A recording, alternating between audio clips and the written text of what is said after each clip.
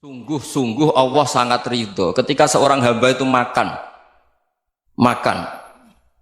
makan ketika sesuap nasi dia muji Allah, ketika minum seteguk nasi dia muji Allah. Itu kalau orang diridhoni Allah itu wali betul. Itu untuk jadi wali itu gampang. Kamu makan ridho, kamu nginjak buminya Allah ridho seneng, kamu hidup keseharian aman seneng. Nah ini supaya sampean kita semua ngaji betapa panduan Rasulullah untuk menggapai ridho Allah itu banyak yang keseharian sekali. Saking kesehariannya banyak dalam hadis dan itu sahih. Nabi menyebut hal-hal yang keseharian. Hatta ma tas'alu fi fimra'atika. Kamu punya uang kemudian istri kamu bisa makan itu ibadah. Bahkan sebagian ibadah itu dicontohkan Nabi yang akhirnya diprotes sahabat. Yaitu wafi buti ahadikum sodakoh, kamu menggauli istri kamu itu ya sodakoh. Sampai sahabat bilang yang benar ya Rasulullah, ayati ahaduna syahwatahu wa huwa lahu ajrun. Masa urusan biologis, urusan syahwat kemudian dia dapat pahala. Nabi menjawab, alai salawadu'aha fi haramin akana alaihi wisrun. Bagaimana kalau dia meletakkan ke yang tidak benar itu kan dosa. Nah, hal-hal seperti ini yang saya ingin teman-teman semua saya juga agak ingin ngaji demi Anda juga agak ingin. Itu dosa sekali ngaji kok pesanan kelompok tertentu itu enggak boleh. Islam itu untuk semua. Jadi ya cuma karena di depan saya jenengan ya seakan-akan jenengan korbannya. Itu ada ilmunya dalam usul fikih itu. Jadi orang itu harus ngaji usul fikih. Nama yang disebut, mungkin Mas Sufyan masih ingat zaman ngaji usul fikih. Nama yang disebut itu tidak jaminan sebagai prioritas perintah. Jadi misalnya gini, kebetulan yang di depan Nabi itu Abu Dzar. Nabi ya bilang, ya Abu Dzarin ini uhibbuka misalnya, atau ya Mu'ad ini uhibbuka, atau ya Abu Hurairah ini uhibbuka misalnya. Banyaklah riwayat yang Nabi nyebut ya Abu Dzarin, ya Mu'ad, ya Abu Hurairah. Kemudian misalnya Nabi meneruskan khitab, ini uhibbuka, saya mencintai kamu, fakul dubur sholatin, atau sebagian riwayat disebut fala tada'anna dubura kulli sholatin, Allahumma inni ala dzikrika wa syukrika wa husni ibadatik. Saya mencintai kamu, siapa saja. Mu'ad bisa, Abu Dzar bisa siapa? Saya mencintai kamu, mohon kalau habis sholat kamu jangan lupa wiridan Allahumma a'inni ala dzikrika wa syukrika wa husni ibadatik. Ya Allah, tolong kami permudah supaya mudah ingat engkau. Anda tidak bisa mentang-mentang, wong nama saya Parmin, nama saya Purnomo, itu yang diperintahkan Mu'ad misalnya.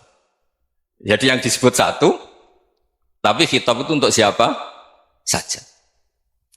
Saya teruskan. Jadi saya mohon semua kita melakukan kebaikan itu kalau dalam kaidah fikih disebut al yakin la yuzalu bisyak. Banyak kebaikan yang kebenarannya itu 100%. Tidak punya efek samping ke pihak lain, ke kelompok lain, ke komunitas lain. Jadi tadi misalnya Anda makan dan itu murah sekali, hanya butuh satu piring. Setiap punyaan kamu muji Allah, setiap minum kamu muji Allah. Itu redaksinya Rasulullah SAW disebut Allah sangat ridho ketika seorang hamba makan, kemudian dia memuji Allah, atau minum kemudian dia muji Allah. Logikanya gampang. Negara seperti ini yang kamu harapkan bentuknya kayak apa, mertua, ipar, komunitas, tetangga, itu nyata terjadi itu kan belum pasti. Sementara yang mesti terjadi adalah kamu butuh makan, kalau tidak mati. Butuh minum, kalau tidak mati. Butuh bumi yang nyaman ditempati, kalau tidak kita juga mati. Sebab itu Allah kalau menyebut nikmatnya itu hal-hal yang keseharian. Alladzi at'amahum min ju'. Allah itu siapa? Allah itu yang menciptakan kamu bisa makan. Tidak berlebihan. Allah itu yang menciptakan kondisi sosial itu ideal. Zaman Nabi itu ya ada orang munafik. Orang-orang pilihan Allah itu juga diuji orang sekelilingnya yang macam-macam. Semua diuji sesuai konteks zaman dan waktu. Nah, tapi ada ibadah-ibadah yang selalu disarankan Nabi. Sampai Nabi itu pernah ditanya, ayul islami khairun ya Rasulullah, Islam terbaik itu gimana? Jawaban Nabi itu unik. It'amut to'am. Islam terbaik itu ya makan-makan, jangan santai-santai. Ketika Allah menyebut beberapa kebaikan, falak tahamal aqobah wa ma adrokan Allah mal aqobah. Terusannya apa? Fakku raqobah. Terusannya apa? Au it'amun fi yaumin di masghubah. Ya itu acara makan-makan itu juga Islam. Kenapa? Ya bayangkan kalau tidak ada makanan, kita mati kan? Kondisi sosial tidak ideal itu Anda masih gak apa-apa. Tapi kalau Anda tidak makan, Anda tidak minum, Kamu punya istri cerewet masih bisa hidup, punya mertua cerewet masih bisa hidup. Tapi kalau tidak makan bisa mati. Berarti penting mana istri sama makan? Penting mana? Makan.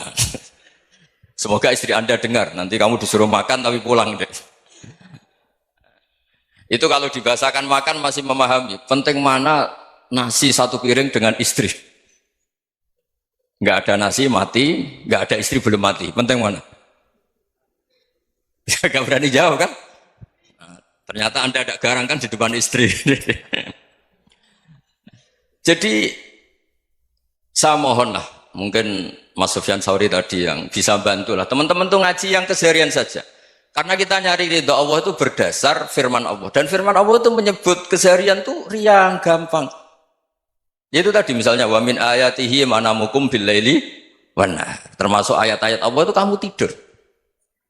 Maka dulu itu ada guyonan, ada tokoh Mu'tazilah, kelompok dalam Islam yang berpikir manusia itu bisa menentukan ikhtiarnya sendiri. Karena saya bisa duduk, ingin berdiri, berdiri. Karena kelompok ini nggak terima kalau semua kehendak Allah, nanti bagaimana kalau semua kehendak Allah kok ada hisab ya, ada sanksi. Lucunya itu dia akhirnya, ini cerita ya, mencintai seorang perempuan, cantik sekali. Dan itu dia menjadi ahli sunnah itu oleh hal-hal yang sepele. Karena istrinya cantik, ya namanya suami istri hubungan intim. Terus ditanya, Mas, masih ingin lagi? Masih. Silahkan diulang lagi. Wah ya tidak bisa. Katanya manusia bisa menentukan yang diinginkan. Itu tobat itu. Itu nggak bisa ditobatkan Mas Sufyan Ats-Tsauri. Orang cantik yang mudah nobatkan orang itu orang cantik. Segampang itu. Akhirnya kita tahu, makanya kalau dalam kitab Hikam itu disebut al-aqil mayakul madza yaf'alu wa hubi wal ghafil mayakul madza af'al. Orang yang punya akal karena sadar ini wilayah Allah, semua milik Tuhan. Itu dia tiap hari berpikir, besok Allah akan melakukan apa terhadap dunia ini. Kamu merencanakan sesuatu mau plesir, ternyata gempa. Mau wisata ke Rusia, ternyata perang. Kamu tidak pernah tahu apa yang akan terjadi besok. Wa ma tadri nafsum madza taksibu ghadan. Tapi anda semua kita ini sering punya jadwal permanen. Makanya saya kalau diundang siapa saja, sanad takdir. Yang jelas Gus ini acara penting. Ya masih acara penting nak pangeran ngersakno piye? Kok ape dadi pangeran? Kamu kok mau jadi Tuhan? Itu kadang ya kiai. Penting Gus acara ini jenengan harus memastikan bisa. Loh kamu itu yang ngajarin tauhid, sesuatu itu biadillah kok bilang-bilang apa pasti. Kalau maksa terus tak tobatkan kamu kata saya. Ya kalau gitu Gus bilang insya Allah. Wah itu hati saya, fisik saya, roh saya sudah bilang insya Allah. Tidak usah kamu latih kata saya. Nah hal-hal tauhid keseharian itu gampang sebetulnya. Wal ghafil yaqulu madza af'al. Tapi orang yang lupa Allah dia setiap hari bilang besok apa? Kita bisa melakukan apa? Seakan-akan dia itu aktor, dia penting, dia subjek permanen, dia. Padahal kita ini hanya objek kehendak Allah Subhanahu wa taala. Karena kita yakin sesuatu yang terjadi di alam raya ini kita tidak bisa apa-apa. Makanya saya sering ngaji, sering bilang saya. Ketika Anda mensifati Allah, dia yang menghidupkan. Sudah itu tanamkan, sehingga ketika kita mati, santai saja. Kenapa santai? Allah punya cara menghidupkan kita. Zaman kita hidup juga gak tahu caranya ngelola jantung, ngelola paru-paru. Kamu juga gak tahu ngelola oksigen yang tidak beracun, tidak ngandung polusi. Tahu-tahu hidup. Gak ingin tua ya tahu-tahu tua. Gak ingin mati tahu-tahu mati. Selama ini kita hidup juga gak tahu apa-apa sebetulnya. Hanya gaya tok, punya jadwal, punya planning. Kalau kamu bisa menentukan pilihan Anda, pasti Anda istrinya cantik, 4 neriman semua, kona'ah semua. Nyatanya enggak kan? Ada 1 jelek, cerewet. Oh itu kan, nyatanya enggak bisa apa-apa Anda kan? Dan kamu bawa mati lagi. Itu kan, istri Anda juga gitu, punya keinginan, punya suami yang ganteng, yang jabat, yang neriman, yang enggak poligami. Ya enggak kesampaian juga. Kalau kita ngitung tingkat kegagalan kita itu gagal terus. Ya kan? Nah, terus ingat Allah, madza yaf'alu wa bi. Orang yang punya akal selalu berpikir Allah itu menghendaki apa terhadap saya. Lalu sama-sama orang melihat orang yang serius. Itu kata Anda itu pemikir berat, serius. Senang punya tokoh yang merengut tuh, karena kamu anggap serius. Tapi sebagian orang anggap orang yang serius itu wong merengut, wong masam, wong muka kok ditekuk. Jadi sama Itu hati ya muqallibal qulub tsabbit qalbi ala dini, karena kita nggak tahu cara berpikir kita tentang orang lain, tentang sekeliling kita. Misalnya kita orang baik yang jenis ngurmat fakir miskin, ada orang bangun masjid mewah itu janggal. Apa artinya masjid mewah kalau banyak orang kelaparan? Tapi kalau yang jenis pendidikan, apa artinya masjid mewah kalau tidak bisa ngaji? Nanti yang jenis infrastruktur, apa artinya ini kalau semuanya punya sudut pandang yang berbeda-beda.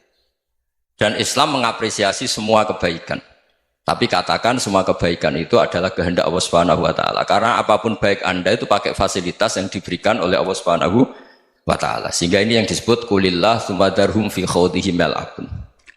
Ya kembali tadi ke tema-tema bahwa keseharian Anda ini sudah Islami. Saat Anda tidak bisa melakukan apa saja. Saya sering ada jenazah, biasanya kalau tetangga meninggal saya sering disuruh ngelepas. Saya bilang orang ini baik. Karena sering ngelamun di rumah, sering nganggur di rumah. Ditanya sama anaknya, kenapa Gus nganggur baik? Ya kalau dia nganggur artinya juga agak berbuat sesuatu yang maksiat kan? Ya kan? Orang nganggur di rumahnya ya tidak bunuh orang, tidak maling, tidak korupsi, ya namanya nganggur di rumah. Lah cuma istri cara pandang nganggur gak menghasilkan uang itu. Tapi juga gak menghasilkan kriminal kan? Jadi sebenarnya Islam itu cara, makanya kalau sampai ngaji usul fikih itu ada kitab usul fikih, namanya Lubul Usul, itu terkenal sekali di pesantren itu. Itu kalau ngapresiasi keseharian itu luar biasa. Izma min mubahin illa wa yatahaqqaqu bihi tarku haramimma. Karena keseharian yang mubah saat Anda lakukan itu ada kehebatan yang luar biasa, yaitu meninggalkan haram. Makanya dulu banyak orang-orang alim ketemu temannya itu guyon sampai semalaman. Itu biasanya yang semangat Islam itu kiai kok tidak tahajud, kiai kok tidak witir.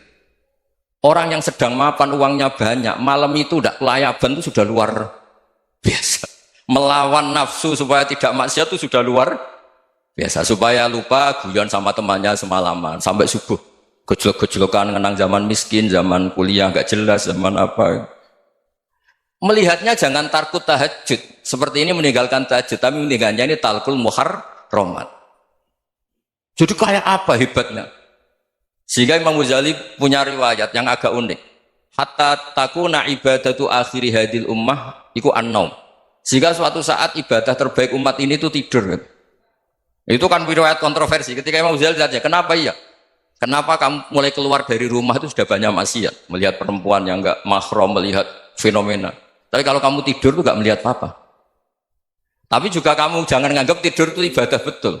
Saatnya melakukan fardhu ain malah masih tidur. Tapi itu sudut pandang yang menjadikan kita Islam itu gampang. Jadi saat Anda tidak bisa aktivitas apa-apa, misalnya ada beberapa orang yang lumpuh. Lumpuh itu memang nggak bisa Jumatan, nggak bisa ibadah, tapi dia juga nggak bisa maksiat. Tidur itu memang Anda saat itu tidak bisa tahajud, tidak bisa witir, tapi saat itu ada zina, ada maling, tidak gosipkan orang, tidak bully orang, tidak menanamkan kebencian, tidak hasud. Sehingga tidur menurut Allah Ta'ala ya wa min ayatihi manamukum billaili apa? Wan nahar. Karena di tidur itu selain ada unsur istirahat, jaga kestamina, juga ada unsur meninggalkan beberapa keburukan. Nah saya mohon ibadah yang keseharian ini kita jaga. Supaya kita semua baca ayat itu fasih. Fasih itu tertanam di hati. Allah itu siapa? Alladzi at'amahum min ju'i wa amanahum min khauf. Dan Allah kalau cerita di Quran itu anna sababnal ma'a sabba thumma syaqaqnal ardha wa syaqqa fa ambatna fiha habba wa inaba wa qadba wa zaituna wa nakhla wa hadaika hulba. Kamu tahu saya ini siapa, kata Allah. Saya ini adalah Tuhan yang menurunkan air, kemudian ada tanaman banyak. Habba wa inaba wa qadba, ada zaitun, ada tin, kalau orang Jawa mungkin ada tela, ada padi, ada mangga, ada pisang. Sudah. Wa inaba wa zaituna wa nakhla wa hadaika hulba. Ada perkebunan yang lebat. Tujuannya apa? Mata Allahkum, silahkan kamu pakai, kamu nikmati.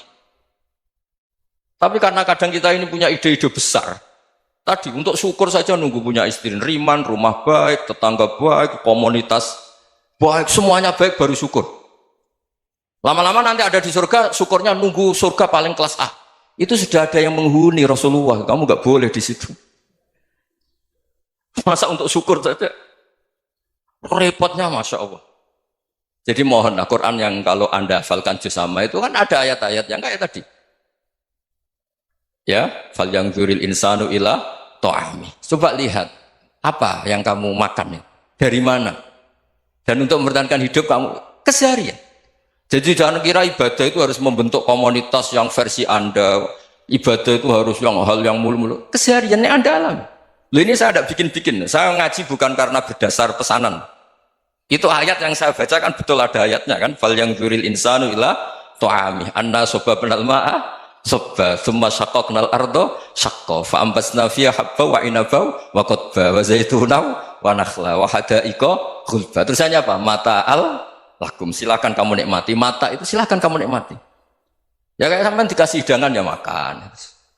Ya sudah makan, habis makan ya minum, habis itu ngantuk ya tidur. Ya sudah normal-normal saja. Kayak apa indahnya Islam?